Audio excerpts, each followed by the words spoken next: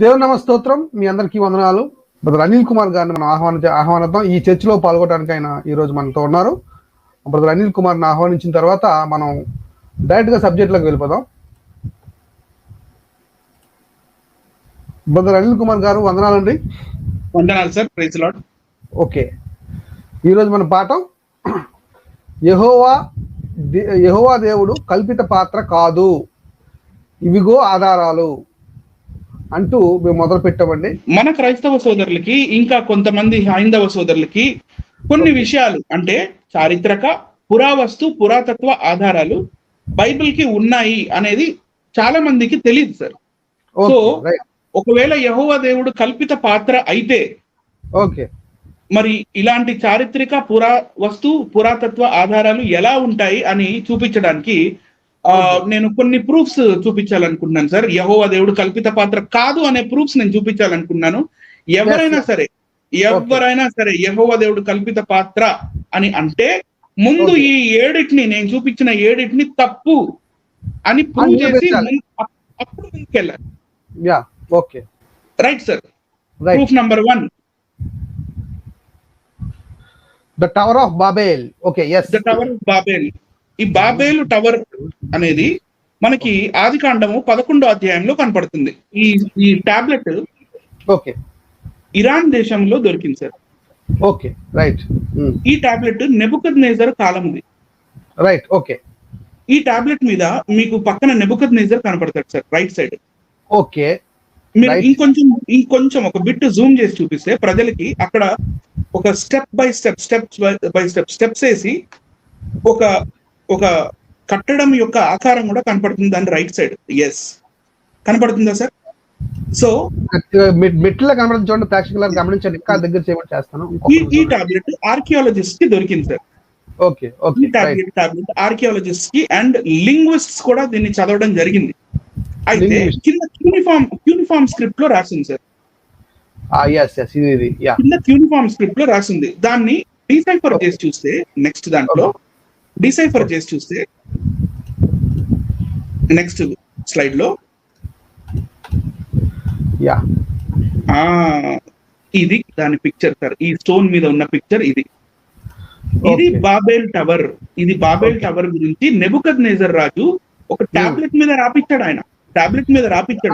అంటే నెబుకద్నెజర్ పూర్వీకులు బాబేల్ గోపురానికి సంబంధించిన వాళ్ళందరూ కూడా నెబుకద్నెజర్ బాబేలుకి సంబంధించిన రాజు కనుక వాళ్ళ పూర్వీకులు అనమాట. వాళ్ళ పూర్వీక చరిత్ర నెబుకద్నెజర్ రాయించాడు. అది నెబుకద్నెజర్ రాయించాడు. అంటే బైబిల్లో కాకుండా బైబిల్ బయట ఉన్న ప్రూఫ్ ఇది. ఓకే, బైబిల్లో కాకుండా బైబిల్ బయట ఉన్న ప్రూఫ్, అంటే బైబిల్లో ఉన్న సంగతి కరెక్టే అని నిరూపించే ప్రూఫ్ ఇది. అంటే ఇది మోషే కల్పించలేదు, ఆల్రెడీ ప్రపంచంలో ఉంది అనేది కాన్సెప్ట్. అంతే కదా బ్రదర్?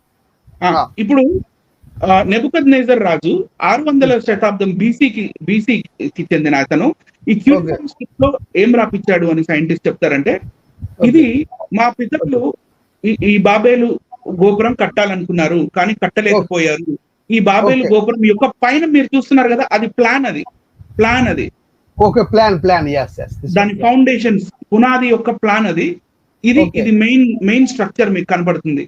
ఇప్పుడు ఒకవేళ యెహోవా దేవుడు కల్పిత పాత్ర అయితే, ఇందాక నేను ఆదికాండం 11వ అధ్యాయంలో ఏదైతే మీకు చదివి వినిపించానో, ఇది బైబిల్ బయట, ఇది ఇరాన్ దేశంలో మనకి ఉండకూడదు కదా. ఉండకూడదు, ఇరాన్ దేశంలో ఉండకూడదు. మరి ఇది ఆదికాండం రాసింది మోషే గారు. ఆయన ఎప్పుడు షీనార్కి వెళ్ళలేదు. Okay, right. ఆయనకి షీనార్ గురించి పెద్దగా ఐడియా ఉండదు. అది పరిశుద్ధాత్మ ప్రేరణ వల్ల రాయబడిందే కానీ సార్, అంతే. పరిశుద్ధాత్మ ప్రేరణ అంతా అంటే అది మనిషి రాసింది కాదు కదండి. బైబిల్ అసలు మనిషి రాసింది కాదు అసలు. అది యాక్చువల్లీ ప్రేరణ వల్ల జరిగింది. ఇది ప్రేరణ వల్ల దేవుడే రాయించాడు. డిక్టేషన్ చేశాడు దేవుడు, ఒక మాటలో చెప్పాలంటే. ఇప్పుడు మీరు దీనికి సంబంధించిన ఒక 3 నిమిషాల వీడియో మీకు పంపించాను సార్. రైట్, తప్పకుండా చూపిద్దాం. బాబేల్ గోపురం సంబంధించిన వీడియో చూపిద్దాం. ఒకసారి ప్రేక్షకులు అందరూ గమనిస్తారు.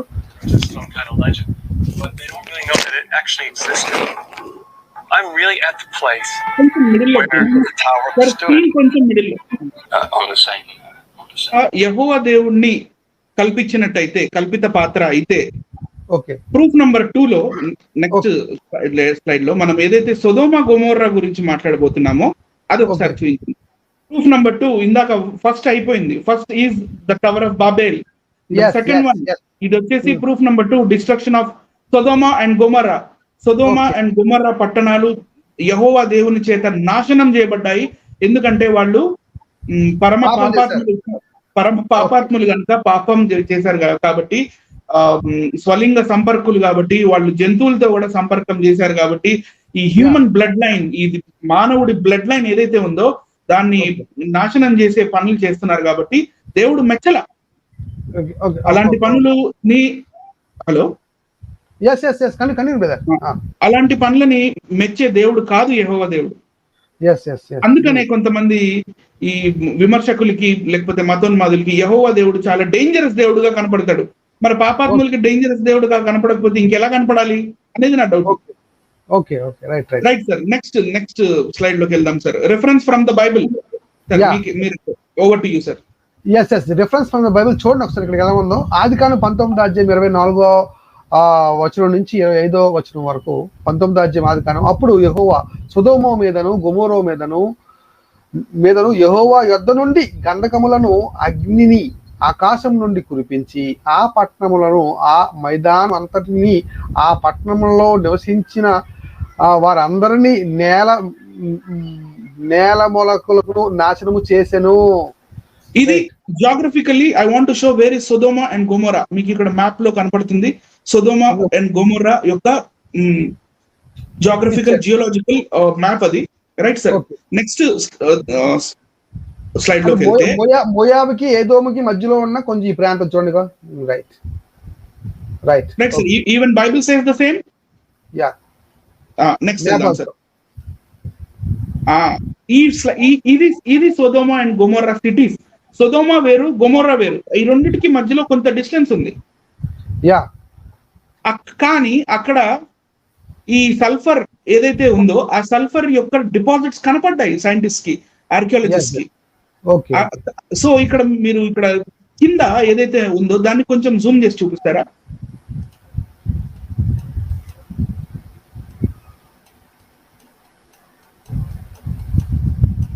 Yeah. Then the Lord rained down, bringing sulfur on Sodom and Gomorrah from the Lord out of the heavens. అని ఉంది. Thus he overthrew those cities. ఇందాక మనం చదివాం. Yes, yes, yes. Right, sir. Next, all across the site of Bab Ebdra, archaeological found evidence of a fiery destruction. ఒక భయంకరమైన destruction అయిందంట అక్కడ. Yes, yes, yes. Such as this layer of ash in the western temple. ఇటువైపు అంటే పాత కాలంలో ఉన్న temple అది. Right sir. ఇప్పుడు ఏదైతే మనం బొమ్మ చూపిస్తున్నామో అంటే పిక్చర్, అది పాతకాలం టెంపుల్. దానిపైన మొత్తం యాష్ ఉందన్నమాట. Temple walls attested to an earthquake as well. అక్కడ తర్వాత ఎర్త్క్వేక్ కూడా వచ్చింది అక్కడ. మళ్ళీ చూపించండి సార్. అది ఒకప్పుడు ఒక టెంపుల్ అంట అది. సో అక్కడ వీళ్ళకి హ్యూజ్ డిపాజిట్స్ ఆఫ్ సల్ఫర్ దొరికింది. సో సల్ఫర్ ఎలా దొరికింది నెక్స్ట్ దాంట్లో మనం నెక్స్ట్ పిక్ లో చూడొచ్చు సార్. ఇలా ఇది this is the sulphur which was reigned down by God. దేవుడు ఏదైతే సల్ఫర్ ని, యెహోవా దేవుడు సల్ఫర్ యొక్క వర్షాన్ని కురిపించాడో, సల్ఫర్ బాల్స్ ఇప్పటికి కూడా అక్కడ, ఎందుకంటే ఆకాశం నుంచి చాలా ఫుల్ స్పీడ్ లో వచ్చి భూమికి గుద్దుకుంటాయి కాబట్టి అవి మౌంటైన్ వాల్స్ లోకి వెళ్ళిపోయినాయి, ఇంకా భూమిలోకి వెళ్ళిపోయినాయి.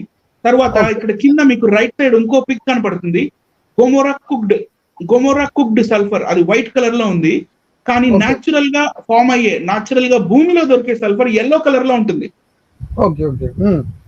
సొదొమ గొమొర్రాలో దొరికే సల్ఫర్ వైట్ కలర్ లో ఉంటుంది. ఓన్లీ సొదొమ అండ్ గొమొర్రాలో మాత్రమే ఇది వైట్ కలర్ ది దొరుకుతుంది. మధ్యలో వీటికి ఏదైతే కొంచెం ఖాళీ ప్రదేశం ఉందో సొదొమకి గొమొర్రాకి మధ్యలో, అక్కడ లేదు, మళ్ళీ అక్కడ లేదు ఈ ఫైర్. మళ్ళీ ఈ సల్ఫర్ డిపాజిట్స్ ఆ రోడ్డు మీద ఆ ఖాళీ ప్రదేశంలో లేవు. కేవలం అంటే కేవలం ఆ సిటీస్ లో మాత్రమే దొరికినాయి. ఒకవేళ యెహోవా దేవుడు కల్పిత పాత్ర అయితే నెక్స్ట్ పిక్ లో చూద్దాం సార్. ఇట్లాంటి డిఫరెంట్ సైజెస్ ఆఫ్ సల్ఫర్, రకరకాల సైజులో ఉన్న ఈ సల్ఫర్ రాళ్ళు ఇప్పటికీ కూడా సొదొమ గొమొర్రాలో మనకి ఎందుకు దొరుకుతాయి? అవును, పైగా చూడండి అవి- స్కేల్స్ తో సహా దానికి అంటే దానికి క్యాల్కులేషన్స్ ఇచ్చారు విత్ స్కేల్ కొంచెం zoom చేస్తారా? ఇచ్చారు. నేను ఇంకా కొంచెం జూమ్ చేస్తాను 1 minute. అంటే జూమ్ చేస్తే పిక్సెల్ తక్కువ అవుతుంది, అందుకోసం కొంచెం. Yeah, okay. మీరు ఒక వీడియో నేను మీకు పంపించాను, అది ఒక 2-3 minutes ప్లే చేయండి సార్, ప్రజలకు Okay. చూపిద్దాం. ఇప్పటికీ కూడా సొదొమ అండ్ గొమొర్రాలో ఉన్న ఆ సల్ఫర్ డిపాజిట్స్, సల్ఫర్ రాళ్ళు ఏవైతే ఉన్నాయో అవి ఇప్పటికీ కూడా మనం అగ్గిపెట్టెతో కానీ లైటర్ తో కానీ కాలిస్తే అవి ఇప్పుడు కూడా కాలుతాయి. Okay. ఎన్నో వేల సంవత్సరాల నుంచి ఎన్నో వర్షాలు పడ్డాయి, ఎన్నో క్లైమాటిక్ చేంజెస్ వచ్చినాయి, కానీ అది ప్యూరెస్ట్ ఫార్మ్ ఆఫ్ సల్ఫర్ కాబట్టి దానికి కొంచెం పర్సంటేజ్ ఆఫ్ ప్యూరిటీ తగ్గినప్పటికీ it is still highly inflammable. అది ఇప్పటికీ కాలుతుంది. అది చూపిద్దాం sir. Right.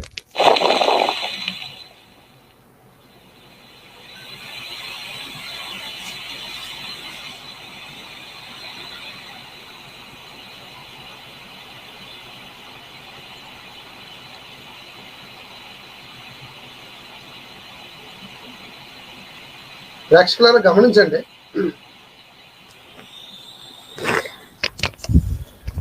Okay sir, okay. Next proof number 3కి వెళ్ళిపోదాం సార్. ఇది కూడా సొదొమ గొమొర్రానే. యా, ఇది Proof number proof three. Number 3 అంటే ఇది చాలా ఇంపార్టెంట్ ప్రూఫ్ అండి. ఇది కూడా దయచేసి బాగా ప్రాక్టికల్ ఇక్కడి నుంచి బాగా గమనించాలి. వెరీ వెరీ ఇంపార్టెంట్ ప్రూఫ్ అండి ఇది. Very very important proof. ఇది మోషే ముందు సందర్భం, మోషే గారు రాకముందు సందర్భం గమనించాలి. Right. Joseph tomb in Egypt. యోసేపు గారి పెట్టిన సమాధి ఈజిప్ట్ లో ఇంకా ఉంది. చూడండి రెఫరెన్స్. చదవండి బ్రదర్. నన్ను చదవమంటారా? మీరు చదవండి బ్రదర్. Right sir. ఆదికాండము 50వ అధ్యాయము 25-26 వచనము. మరియు యేసేపు, దేవుడు నిశ్చయముగా మిమ్మును చూడవచ్చును, అప్పుడు మీరు నా ఎముకలను, మీరు అంటే చనిపోయిన తర్వాత మీరు ఏం చేయాలో చెప్తున్నాడు ఆయన. Yes. అప్పుడు మీరు నా ఎముకలను ఇక్కడ నుండి తీసుకొని పోవాలనని చెప్పి ఇశ్రాయేలు కుమారుల చేత ప్రమాణము చేయించుకొనెను. ఓకే. నెక్స్ట్ 26 వస్తే, యేసేపు 110 సంవత్సరముల వాడై మృతి పొందెను. వారు ఓకే. సుగంధ ద్రవ్యములతో అతని శవమును సిద్ధపరచి ఐగుప్తు దేశమందు ఒక పెట్టెలో ఉంచిరి. హోల్డ్ ఇట్, అక్కడికి హోల్డ్ ఇట్. Right, sir. బాగా గమనించిన ప్రేక్షకులారా ఒక మాట చెప్తానండి. ఇక్కడ యేసేపు గారు మరణం అయిపోయిన తర్వాత వాళ్ళ పిల్లలకి ఏం చెప్తున్నాడంటే, నేను చనిపోతున్నాను, నా ఈ మీ సమాధి ఇక్కడ చెయ్యండి, చేసిన తర్వాత నా ఎముకలను ఏం చేయాలంటే ఇక్కడ నుంచి తీసుకువెళ్ళిపోవాలి ఏదో ఒక రోజు అని చెప్పాడు. ఆయన చనిపోయాడు. చనిపోయిన తర్వాత దాన్ని ఏం చేశారో, ఆ శవాన్ని ఏం చేశారో చెప్తాడండి ఇక్కడ. సుగంధ ద్రవ్యాలతో అతని శవమును సిద్ధపరిచి, ఏమండి, ఒక పెట్టెలో ఉంచిరి. ఐగుప్తులో ఒక పెట్టెలో ఉంచిరి. ఇప్పుడు ఈ ప్రాంతం ఎక్కడ ఉంది అనేది ఇప్పుడు మనం చూడాలండి. రైట్, గమనించాలి. ఓకే. సో ఇక్కడ మనకు బైబిల్లో దొరకదు, కానీ మన కామన్ సెన్స్ ప్రకారం అర్థం చేసుకోవాల్సిన విషయం ఏంటంటే, నాకేమర్థమైందంటే సుగంధ ద్రవ్యములతో అతని శవమును సిద్ధపరిచి అనే వర్డ్ ని, ఓకే, ఇది ఈజిప్ట్ లో జరిగిన సీన్ కాబట్టి, okay, Egyptian have the habit of mummifying the dead bodies. Yes అంటే ఎక్కడి నుంచి యోసేపు గారు నేర్పించాడేమో నాకు తెలిసి. యోసేపు గారు చనిపోతూ ఈ విషయాన్ని వాళ్ళకి నేర్పించాడేమో ఈజిప్ట్ వాళ్ళకి. అందుకే వాళ్ళు మమ్మీస్ కింద పెట్టడం అదంటారా బ్రదర్? మేబీ తర్వాత ఇక్కడ సుగంధ ద్రవ్యములతో అతని శవమును సిద్ధపరిచి అనంటే తప్పకుండా తన శరీరాన్ని మమ్మీఫై చేయబడింది అని నేను నమ్ముతున్నాను సార్. సో మమ్మీఫై చేయబడింది, ఎందుకంటే మమ్మిఫికేషన్ అనే ఆర్ట్ ఈజిప్షియన్స్ దగ్గర ఉంది. Right sir. సో తర్వాత ఒక పెట్టెలో ఉంచిరి. ఎక్కడ ఉంచిరి అనేది క్వశ్చన్. ఉంచిరి అనే పదం మనం హైలైట్ చేస్తే, ఉంచిరి అంటే ఎక్కడ ఉంచిరి చూద్దాం. ఎక్కడ ఉంచిరి చూద్దాం. నెక్స్ట్ ఇక్కడ ఉంచిరి కదా బ్రదర్? సార్, ఇది ఈజిప్ట్ లో ఉన్న జోసెఫ్ టూంబ్ ఇది. Yeah, right sir. జోసెఫ్ గారిది, యేసేపు గారిది. ఇది 1930 సంవత్సరంలో తీయబడ్డ ఫోటో. రైట్ అండి. అయితే 1930 సంవత్సరంలో ఈ ఫోటో అయితే మనకు ఉంది, కానీ మన ఈజిప్షియన్ కింగ్స్, ఈజిప్షియన్ ఫెరోస్ వాళ్ళ సమాధులు ఉండే ఆ శైలి వేరు. అది పిరమిడ్స్ లో కానీ, ద గ్రేట్ పిరమిడ్, కూఫు పిరమిడ్ లో కానీ, లేకపోతే అక్కడ ఈజిప్ట్ లో ఉన్న వ్యాలీ ఆఫ్ ద కింగ్స్ లో కానీ, అవన్నీ అండర్ గ్రౌండ్ లో ఉండి లోపల వారి సామాన్తో పాటు ఇవన్నీ మమ్మిఫికేషన్ చేసి 4 legs 4 కాళ్ళు ఉన్న ఒక బాక్స్ లోపల బాక్స్ పెట్టి లోపల బాడీ మమ్మిఫైడ్ చేసి ఉంటుంది. జోసెఫ్ ఈజిప్షియన్ కాదు కాబట్టి ఇతని సమాధి డిఫరెంట్ గా ఉంది. అండ్ ఆర్కియాలజిస్ట్ యొక్క కన్ను దీని మీద వెళ్ళింది, ఇది జోసెఫ్ దే అయింటుందని. లోపల వీళ్ళు వెళ్ళి వాళ్ళు ఏం చేశారో నేను నెక్స్ట్ దాంట్లో చూపుతాను, చూడండి. ఇది దాని ఇంటీరియర్ ఫిగర్ సార్. అయితే ఏదైతే పెట్టెలు పెట్టిరి అని పెట్టె జనరల్ గా సమాధి లోపల పెట్టే ఉంటుందో ఆ పెట్టె పగలగొట్టబడి ఉంది. మీకు కనబడుతుంది సార్ ఇక్కడ. బైబిల్లో కూడా మనం చూస్తే యేసేపు గారి ఎముకలను మాత్రమే తీసుకెళ్లారు, జోసెఫ్ గారి ఎముకలను మాత్రమే తీసుకెళ్లారని కనపడుతుంది, కానీ పెట్టెని వాళ్ళు తీసుకెళ్లారని మనకు కనపడదు ఎక్కడ. సో టూమ్ లోపల ఈ పెట్టె పగిలిపోయి దొరికింది. సో ఇదే Joseph tomb as per the carbon dating కూడా. ఎందుకంటే 18th century 1800 BC ఆ కాలం నాటి కట్టడం ఇది. Right sir. ఇప్పుడు నెక్స్ట్ పిక్ లో ఇప్పుడు రెనోవేట్ చేసిన తర్వాత, ఇప్పుడు ఇది టూరిస్ట్ ప్లేస్ అయింది. ప్లేస్ అయిన తర్వాత ఇది రెనోవేట్ అయిన తర్వాత ఇలా రెనోవేట్ చేశారు దాన్ని. Right sir. ఇందాక 1930 లో ఫోటో చూసాం కదా. ఇప్పుడు నెక్స్ట్ ఫోటోలోకి వెళ్దాము. ఇదే సమాధి లోపల జోసెఫ్ గారిది ఒక శిల్పం కనపడింది, వీళ్ళకి రాతితో చెక్కబడింది. చెక్కబడిన దాంట్లో ఐగుప్తీయుల రాజులు వాళ్ళందరూ ఈ స్టైల్లో వాళ్ళ శిల్పాలు ఉండవు. ఇది కంప్లీట్లీ హీబ్రూ స్టైల్లో హిబ్రీలు ఎలాగైతే ఉండేవారో ఆ కాలంలో ఆ స్టైల్లో రెడ్, బ్లూ అండ్ బ్లాక్ ఆ కాంబినేషన్ తోటి డ్రెస్ కోడ్ కాంబినేషన్ వల్ల మీకు తెలిసిపోతుంది అది బ్రోకెన్ స్టాచ్యూస్. అది స్టాచ్యూ ఇరిగిపోయి ఉంది సార్. తర్వాత ఇది 3D లో దీన్ని మళ్ళీ డెవలప్ చేస్తే ఇక్కడ పక్కనున్న ఫుల్ ఫేస్ కనపడుతుంది చూడండి పైన. ఇది వచ్చేసి దాని కాళ్ళ భాగం మళ్ళీ మీకు కనపడుతుంది, ఎల్లో, బ్లూ, రెడ్ ఇవన్నీ కలర్స్ కాళ్ళ భాగం ఇవన్నీ కనపడుతుంది. సో నెక్స్ట్ పిక్ లోకి వెళ్దాం సార్. నెక్స్ట్ పిక్ లోకి వెళ్తే ఇది జోసెఫ్ యొక్క స్టాచ్యూయే. ఈ మల్టీ కలర్డ్ లేయర్స్ ఉన్న ఈ బట్టలు వేసుకోవడము, లేకపోతే ఈ హెయిర్ స్టైల్, లేకపోతే చేతిలో ఉన్న ఆ స్టాఫ్, ఆ దండము, దాని ప్రకారంగా చూస్తే ఇది జోసెఫ్ దే అని మళ్ళీ రీకన్స్ట్రక్ట్ చేసిన బొమ్మ ఇది సార్ పక్కన. సో జోసెఫ్ ఒకవేళ ఈజిప్ట్ కి వెళ్ళకపోయి ఉంటే 7 సంవత్సరాల పాటు ఏదైతే మీకు ఇది వస్తుందో దాన్ని ఏమంటారు, కరువు రాబోతుందో దాని గురించి చెప్పడం, ఇవన్నీ కల్పితం అయితే ఇవన్నీ కల్పితం అవ్వాలి కదా. అవును. మరి ఎన్ని ప్రూఫ్స్ మనకు కనబడుతున్నాయి కదా, మరి ఎలా కల్పితం అవుతుంది? ప్రేక్షకులారా మీరు గమనించండి, వారి మాటలు పక్కన పెట్టండి, బైబిల్ని ఒకసారి ఆలోచించండి. బయట ఎలా ఈ ప్రూఫ్స్ అన్ని ఎందుకు ఉన్నాయి బైబిల్లో? మరి బైబిల్లో ఉన్న ప్రూఫ్స్ రాయబడినవన్నీ కూడా ఇవన్నీ బయట ఎందుకు ఉన్నాయి ఇంత క్లియర్ గా? ఇది ఇప్పుడు లేటెస్ట్ గా రెనోవేట్ చేసిన తర్వాత ఊరికి అట్లా సాదృశ్యంగా ఉండే ఒక బాక్స్ అక్కడ పెట్టారు సార్. రైట్. కానీ ఈ బైబిల్ ఏం చెప్తుంది మనకి, నెక్స్ట్ దాంట్లో చూద్దాం సార్. ఇదే నిర్గమాకాండంలో, మరియు మోషే యేసేపు ఎముకలను తీసుకొని వచ్చెను. పెట్టెను కాదు, అక్కడ పెట్టెనని రాయలేదు సార్. ఎముకలను తీసుకొని వచ్చెను. అతడు దేవుడు నిశ్చయముగా దర్శనమిచ్చును. అప్పుడు మీరు నా ఎముకలను ఇక్కడ నుండి తీసుకొని పోవాలనని ఇజ్రాయేలీల చేత రూఢిగా ప్రమాణం చేయించుకొని ఉండెను. ఆల్రెడీ ప్రమాణం చేయించుకొని ఉండెను కాబట్టి ఇజ్రాయేలీయుడైన మన మోషే గారు ఆయన ఎముకల్ని వెళ్తూ ఐగుప్తు నుంచి వెళ్తూ తీసుకెళ్లారు అని ప్రూఫ్ ఇది. రైట్. అదే మళ్ళీ యెహోషువ గ్రంథం 24వ అధ్యాయం 32లో కూడా కనపడుతుంది మనకి ఇదే సేమ్. కరెక్ట్. Right sir. ముందుకెళ్దామా? వెళ్దాం. Right. Proof number 4 Egyptian chariot wheels, ఐగుప్తీయుల రథ చక్రాలు సముద్ర గర్భంలో దొరకటం, అది ఎర్ర సముద్రంలో. ఒకవేళ యెహోవా దేవుడు కల్పిత పాత్ర అయితే, మోషే గారు సృష్టించిన కల్పిత పాత్ర అయితే, ఇప్పుడు మీకు ఒక రిఫరెన్స్ కొన్ని అద్భుతాలు చూపిస్తాను చూడండి. నిర్గమకాండము 14 అధ్యాయం 14 అధ్యాయము 22 నుంచి 25 వచనాలు. నీళ్లు విభజింపబడగా, అంటే వీళ్ళు ఎర్ర సముద్రాన్ని దాటుతున్నప్పుడు సీన్ నేను చెప్తున్నాను సార్. విభజింపబడుచుండగా, నీళ్లు విభజించబడుచుండగా ఇజ్రాయేలీలు సముద్రము మధ్యను ఆరిన నేల మీద నడిచిపోయిరి. ఆ నీళ్లు వారి కుడి ఎడమ పక్కల నుండి గోడ వలె నుండెను. ఐగుప్తీయులను, ఫరో గుర్రములను, రథములను రౌతులను వారిని తరిమి సముద్ర మధ్యమును చేరిరి. ఇప్పుడు ఎర్ర సముద్ర గర్భంలో నిజంగా ఈ రథ చక్రాలు, రథాలు ఉన్నాయో లేదో చూద్దాం సార్. Next sir. ఏంటి సార్ ఇది? మరి ఇదేంటి? యెహోవా కల్పిత పాత్ర అయితే ఎన్ని ఏంటండి? ఇవి ఎర్ర సముద్రంలో ఉండకూడదు కదా ఇవన్నీ. ఉండకూడదు. ఎందుకు ఉన్నాయి? ప్రేక్షకులను గమనించాలి. ఓకే, చూడండి వీల్స్.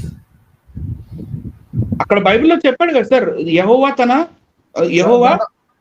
రథ చక్రములను ఓడగొట్టాడు ఉంది. ఓడగొట్టిన రథ చక్రాలు. Chariot wheel discovered in 1978 in the sea bed of Red Sea. Okay, ఎర్ర సముద్రం లోపల. మరి ఇప్పటికీ కూడా ఎలా ఉన్నాయి? అది యెహోవా దేవుడు పని కాబట్టి. ఓకే, నెక్స్ట్ దాంట్లోకి వెళ్దాం sir. This golden chariot wheel was found at the crossing at Nuweiba. It was gold plated, 4 spoke. 4 కమ్మీలు ఉన్నాయంట. నేను అడిగాను సార్ స్పోక్స్ అంటే ఏమంటారని. కమ్మీలు అని కామెంట్ లో చెప్పారు. 4 కమ్మీలు ఉన్నాయి. So fragile because the wood had dissolved. దాంట్లో ఉన్న వుడ్ పోయిందంతా, చెక్క పోయింది. ఆ గోల్డ్ ప్లేటింగ్ మాత్రం మిగిలింది.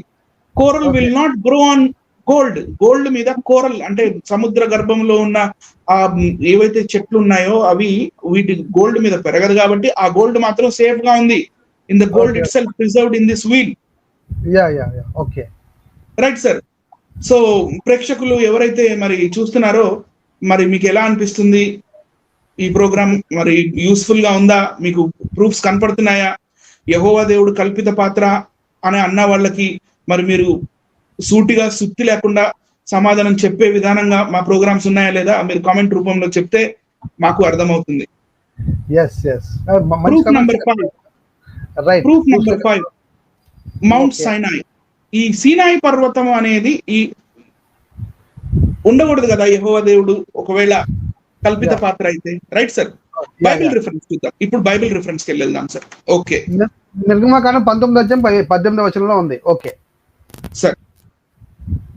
యెహోవా అగ్నితో సీనాయి పర్వతం మీదకి దిగి వచ్చినందున, యెహోవా ఎలా వచ్చారు సార్? అగ్నితో సీనాయి పర్వతం దిగి వచ్చాడు. సీనాయి పర్వతం మీద అగ్నితో దిగి వచ్చాడు. ఓకే, దిగి వచ్చినందున అదంతయు ధూమమై, అంటే పొగ ధూమమై ఉండెను.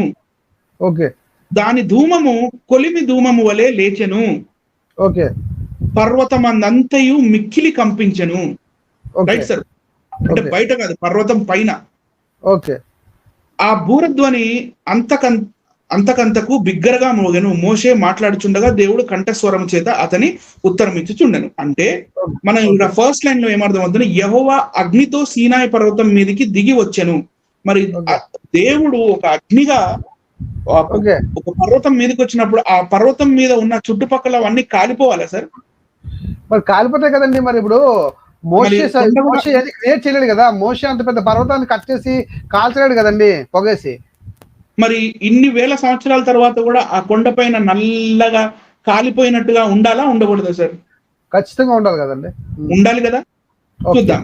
ఈ మౌంట్ సైనాయ్ జబల్ అల్లాజ్ అంటారు దీన్ని సార్. ఇది ఇన్ అరేబియా అండ్ దాన్ని జబల్ అల్ మూసా అని కూడా అంటారు. ఇది మీకు మ్యాప్ చూపిస్తున్నాను. ఇప్పుడు మనం మౌంట్ సీనాయ్కి వెళ్ళి చూద్దాం సార్. అదేంటండి అంత బాగానే ఉంది, ఆ కొండ పైన మాత్రం నల్లగా ఎందుకుంది ఇన్ని వేల సంవత్సరాల తర్వాత కూడా? ఓకే, ఉండకూడదు కదా యెహోవా కల్పిత పాత్ర అయితే సార్. ఉండకూడదు. మరి ఇప్పటికి కూడా కొండ పైన, కొండ టిప్ పైన అది మొత్తం నల్లగా, మొత్తం అప్పుడు రాళ్ళు కూడా కాలినాయి sir. Okay, that was the power of God. Yeah so proof number 5 అయిపోయింది. ప్రూఫ్ నంబర్ 6, హోరేబు హోరేబులో ఉన్న బండ నియర్ మౌంట్ సీనాయ్, సీనాయ్ పర్వతం దగ్గరే ఉన్న హోరేబు బండ. Right sir. ఓకే ఓకే ఇది మనకి నిర్గమాకాండంలో దొరుకుతుంది, యెషయా గ్రంథంలో దొరుకుతుంది, సామెతల్లో కూడా దొరుకుతుంది. ఓకే కీర్తన గ్రంథం.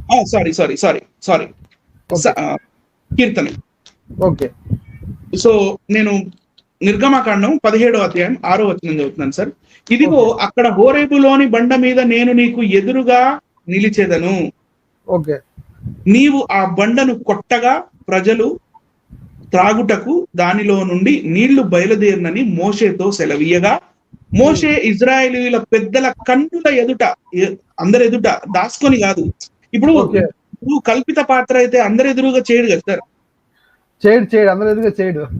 ఊరికి ఏదో మ్యాజిక్లు అనేది అలా మ్యాజిక్లు నేర్చుకున్నాడు అంటే, ఇప్పుడు బండలో నుంచి నీళ్లు తెప్పియడం అనేది మ్యాజిక్ అనేది అది సూట్ అవుతుందా, సెట్ అవుతుందా సార్? సెట్ అవుతుంది. లాజిక్ కూడా సెట్ అవుతుంది. అసలు లాజిక్ అని ఎగురుతున్నాడు కదా, లాజిక్ కూడా సెట్ అవుతుంది. అసలు ఆ లాజిక్లు మ్యాజిక్లు బంచిక్లు అన్ని శివశక్తి ఆఫీస్ లోనే పనికొస్తాయి, మన దగ్గర కాదు. Right sir. సో నెక్స్ట్ వెళ్దాం సార్. వీక్షిస్తున్న వీక్షకులారా, ఇదే ఆ హోరేబు బండ. రైట్, ఇదే ఆ హోరేబు బండ. అది సీనాయి పర్వతం దగ్గర ఉంది అరేబియాలో, ఇప్పటికీ అది అలాగే ఉంది. ఇందులో వాటర్ వచ్చింది, నీరు ఇందులో నుంచే నీళ్లు వచ్చాయి. ఇప్పుడు నెక్స్ట్ పిక్ లో కనపడుతుంది సార్ నీళ్లు ఎలా వచ్చాయో ఏంటో. అది మీకు అంటే ఉల్టా సైడ్ నుంచి కూడా చూపిస్తాను. మీరు కొంచెం జూమ్ చేసి ఫస్ట్ పిక్చర్ లెఫ్ట్ సైడ్ లో ఉన్న చూపించండి. ఈ ఫోటోగ్రాఫర్ ఎవరైతే ఉన్నారో ఆ హోరేబు బండ దగ్గరికి వెళ్ళి అక్కడి నుంచి కిందకి ఫోటో తీశాడు. ఫోటో తీయడం వల్ల మనకి ఏం తెలుస్తుందంటే, ఆ బండలో నుంచి వచ్చిన నీరు, జాలువారిన నీళ్లు కిందకి వెళ్ళి ఒక నదిలా అయిపోయినాయి. బైబిల్ కూడా అదే చెప్తుంది. బైబిల్ కూడా అదే చెప్తుంది సార్. అయితే దీన్ని మీరు ఇక్కడ ఎక్స్ట్రీమ్ రైట్ సైడ్ లో ఉన్న ఫోటోని కొంచెం జూమ్ చేస్తారా? అది ఈ ఫోటోగ్రాఫర్ పక్కన ఉంది అదేనా? లెఫ్ట్ సైడ్ లో నో ఇంకొంచెం ఇటు తిప్పండి సార్, ఇంకొంచెం లాస్ట్ ఫోటో. ఎస్, ఈ ఫోటో ఇక్కడ ఏదైతే ఉందో ఎక్స్ట్రీమ్ రైట్ సైడ్ లో ఈ బండలో నుంచి నీళ్లు వచ్చినట్టుగా మనకి వాటర్ మార్క్స్ కనపడతాయి చూడండి. నీళ్లు జాలువారితే బండ అలాగే ఉంటుంది కదా.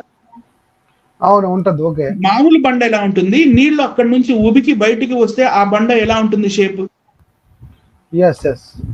సో ఇప్పటికీ కూడా ఆ హోరేబు బండ ఉంది. యెహోవా దేవుడు ఎలా కల్పితం అవుతాడు? ఓకే, ప్రూఫ్ నంబర్ 7,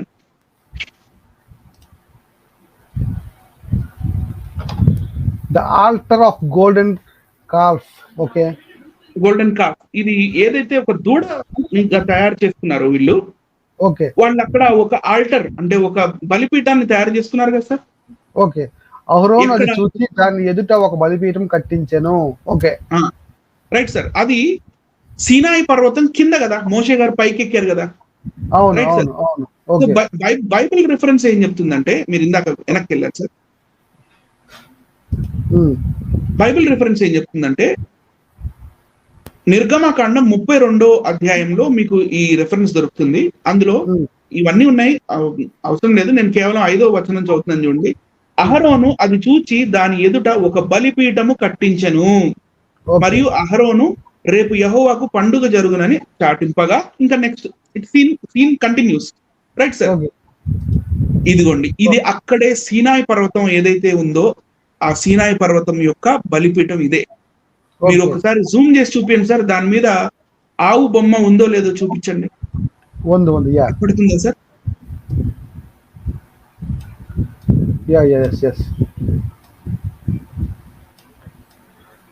ఎక్కడండి? మరి అది అక్కడే ఎందుకుంది? మరి మోషే గారు తీసి పలకలు తీసి కొట్టారు కదా, అది డిస్ట్రాయ్ అయింది కదా. Okay, right sir. ఇప్పుడు నెక్స్ట్ దాంట్లోకి వెళ్దాం సార్. నెక్స్ట్ ఫోటోలోకి ఇంకొంచెం జూమ్ దగ్గరికి కనపడేది ఎదిగోండి. ఇది జబల్ అల్లాజ్ ఏదైతే సీనాయి పర్వతం ఉందో దాని పక్కనే ఉన్న బలిపీఠం ఇది. Okay, right. ఓకే ఇంకా జూమ్ చేసి చూపిస్తాను చూడండి. వాళ్ళు విగ్రహారాధనకి దిగారు కదా, ఓకే చూడండి మీకు పిక్టోరల్స్ కనపడతాయి నెక్స్ట్ దాంట్లో. వాళ్ళు గీసిన క్లియర్ Yes. డయాగ్రామ్స్ కనపడుతున్నాయా సార్? ఎస్ ఓకే ఇది ఆ బలిపీఠం మీద ఉన్నాయి. ఓకే ఇవన్నీ సార్ మనల్ని చూపించండి సార్.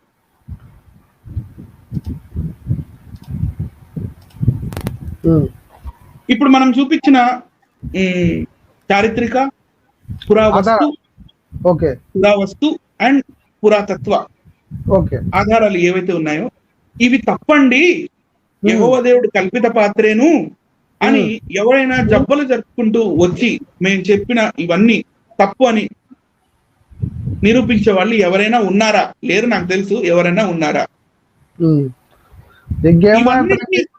ఇవన్నిటిని క్రాస్ చేసి అప్పుడు చెప్పండి యెహోవా దేవుడు కల్పిత పాత్ర అని. యేసుక్రీస్తు చారిత్రక పురుషుడే అనేది it is a bold statement. చాలా బోల్డ్ గా స్టేట్మెంట్ ఇస్తున్నాము. హెరోద్స్ ప్యాలెస్ ఫోర్ట్రెస్ అట్ హెరోదియం, ఇదే సార్ ఫస్ట్ నంబర్ 1. హెరోదియం లో ఉన్న హెరోద్ యొక్క ప్యాలెస్. నెక్స్ట్ దాంట్లోకి వెళ్తే, అంటే ప్యాలెస్ అంటే దాని ఓన్లీ ఫౌండేషన్స్ మిగిలాయి, పైన ఉన్న పెద్ద పెద్ద గుమ్మటాలు లేకపోతే ట్రాబియట్ టైప్ ఆఫ్ మన కన్స్ట్రక్షన్ మనకు దొరకదు అక్కడ, రైట్ సార్?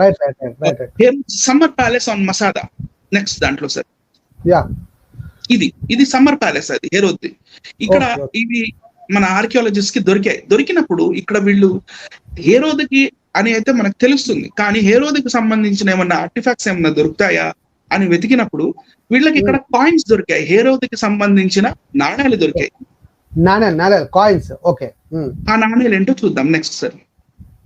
ఓకే, ఇవి హెరోద్ రాజు యొక్క నాణ్యాలు.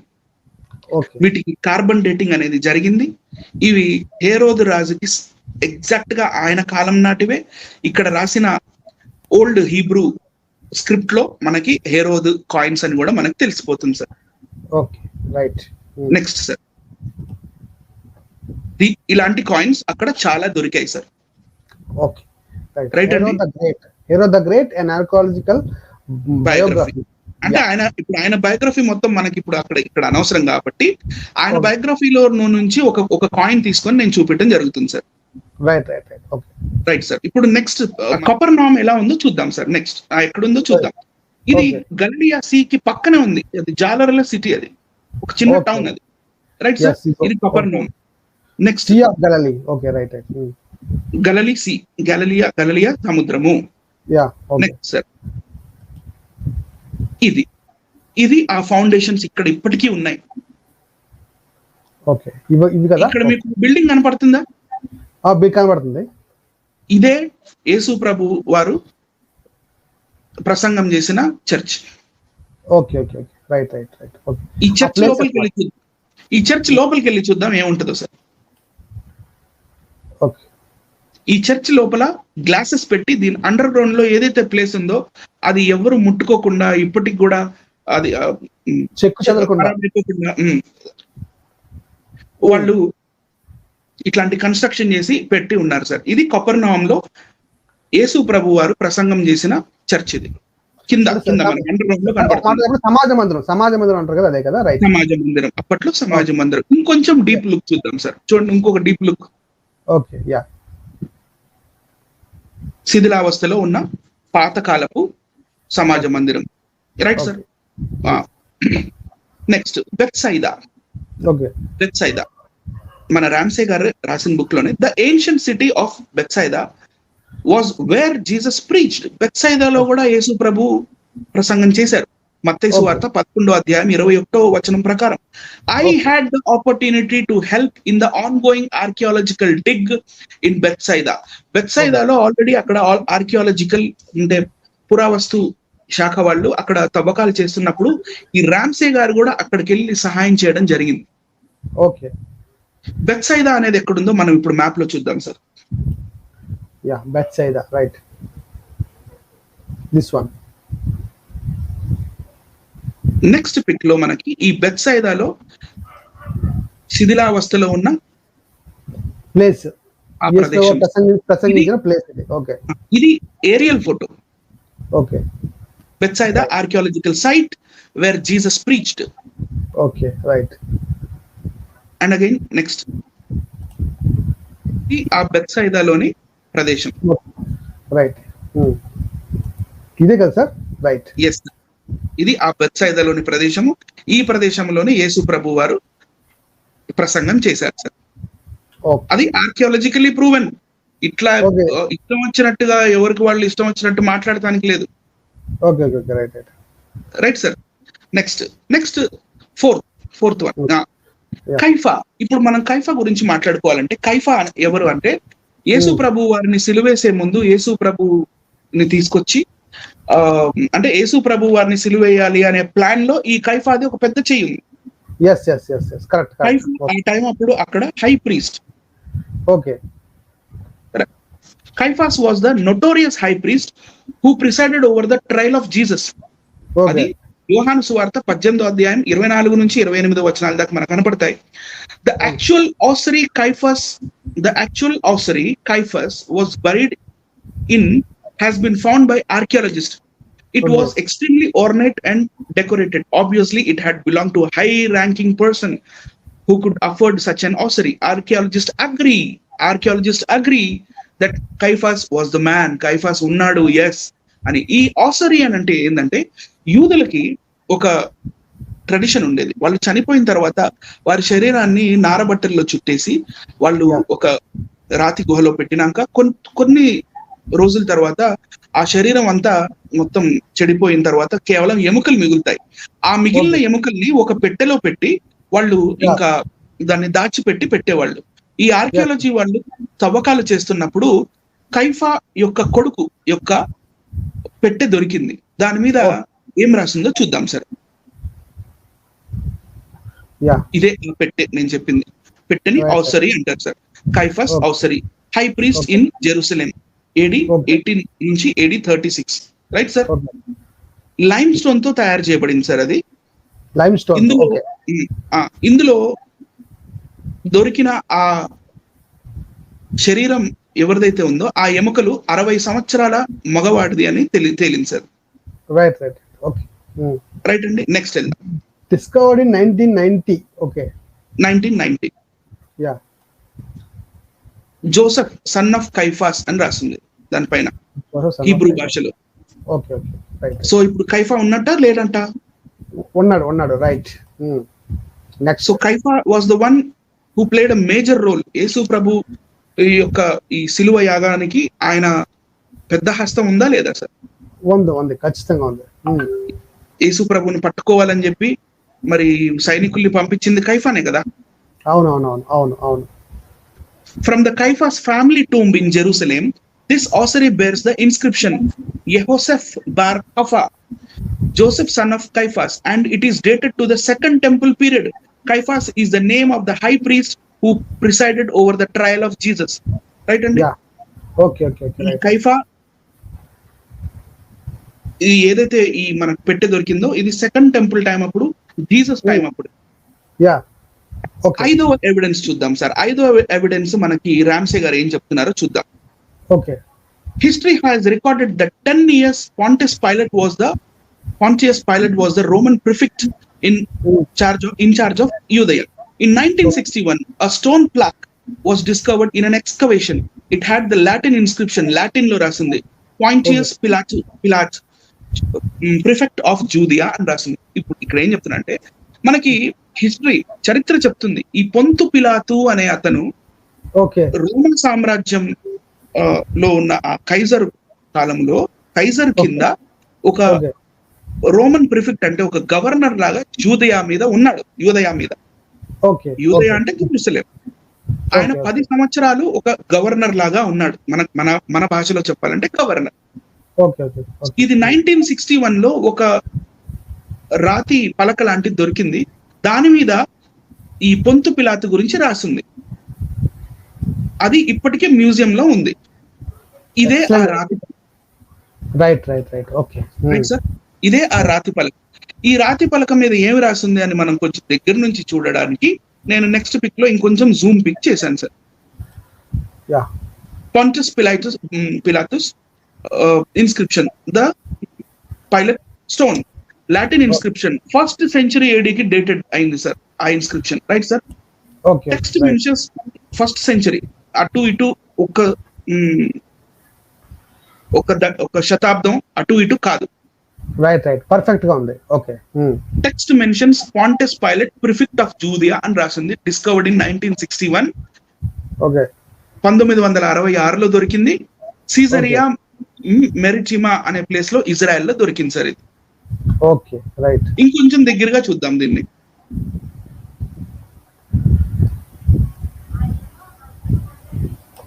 రైట్ అండి. ఓకే. నెక్స్ట్ పిక్ ఇది. ఇక్కడ మనకి నీట్ గా సెకండ్ లైన్ లో చూడండి, మీకు ఫస్ట్ అక్షరం సెకండ్ లైన్ లో ఫస్ట్ అక్షరం టు యువర్ లెఫ్ట్ టీ కనపడుతుందా? టీ పక్కన వి కనపడాలి మీకు. లేదు sir, extreme left side sir. Yes, VS అంటే పాంటస్ లోని టీ, వి అంటే యు అని చదవాలి లాటిన్ లో. టీ అది అక్కడికి ఇరిగిపోయింది కాబట్టి టియుఎస్, టుస్ అంటే పాంటస్ లోని పాంటస్ అది, రైట్ సార్. టియుఎస్ అక్కడ మళ్ళీ మీకు పిఐఎల్ఏటి కనపడుతుందా? పిఐఎల్ఏటియుఎస్, పిలాతుస్ సెకండ్ లైన్ లోనే. పిఐఎల్ఏటియుఎస్ అది వి కాదు, యు అని చదవాలి. సో పాంటస్ పిలాటుస్ అని. సో దీన్ని డీసైఫర్ చేసినప్పుడు ఆర్కియాలజిస్ట్ మనకి వీళ్ళు ఏమని చెప్తున్నారంటే, దీని మీద ఏం రాసింది? పాంటస్ పిలాట్ ప్రిఫెక్ట్ ఆఫ్ జూదియా అని రాసిందని మనకి పరిశోధకులు చెప్తున్నారు సార్. నెక్స్ట్ అండి, మళ్ళీ ఈ రామ్సే గారు ఏం చెప్తున్నారంటే, things equal to the same time are equal to each other. Same time కి ఇప్పుడు ఇది ఉంటే అది ఉన్నట్టే. Right sir. This is an axiom that is universally accepted. ప్రపంచం మొత్తంలో ఇది ఈ లాజిక్ ని మనం యాక్సెప్ట్ చేయాలి. Archaeology has proven that Herod the Great, Capernaum, Bethsaida, Caiaphas and Pontius Pilate were individuals or places that existed during the lifetime of Jesus. ఏదైతే మనకి హేరోదు, కపర్నాము, Bethsaida, కైఫా మరియు పొంతు పిలాతు యొక్క మన ఆధారాలు దొరుకుతున్నాయో వీళ్ళందరూ జీసస్ కాలం నాటి వాళ్ళే. మనకి జీసస్ తో పాటు ప్యారల్ కనపడుతున్నారు వీళ్ళు. The Bible teachers Jesus historically had interplay with each of these persons or places. ఈ ప్రదేశాలు మరియు ప్రజలతోటి యేసు ప్రభువుకి చాలా సంబంధం ఉంది. ఆయన లైఫ్ టైంలో ఈ ప్రదేశాలు మరియు ప్రజలతో ఆయన మీట్ అయ్యాడు, కలిశాడు, వాళ్ళని చూశాడు. ఇవే మనకి సువార్తల్లో రాయబడి ఉంటుంది. Therefore the Bible and archaeology prove, Bible మరియు archaeology prove that Jesus did exist. యేసు ప్రభు ఉన్నారు. ఎస్, మళ్ళీ ఆయన రాస్తున్నాడు Ramsay. Yes, the Bible is true, Jesus did exist. Yes, isn't it excellent? Excellent. So మనకి ఈ రామ్సే గారు కేవలం 5 మాత్రమే చూపించారా, లేకపోతే ఇంకా మిగతా ఆర్కియాలజిస్ట్ ఏమన్నా తవ్వకాలు చేశారా, వాళ్ళు ఏమన్నా కనుగొన్నారా అని మనం ఇంకొక లుక్ చూస్తే, నెక్స్ట్ దాంట్లో అదర్ ఆర్కియాలజికల్ ఎవిడెన్సెస్ అనేది ఇంకొక ఇది పెట్టాను. Other archaeological evidences. ఇది ఎవిడెన్స్ నంబర్ 6. మనం 5 చూసేసాం, అయిపోయింది. 6 చూద్దాం. రైట్ అండి, it is the 6th one. ఇది మీరు చెప్తారా సార్? యోహాను సువార్త 2వ అధ్యాయము 6 నుంచి 8 వరకు మనం చూస్తే కనుక ఇక్కడ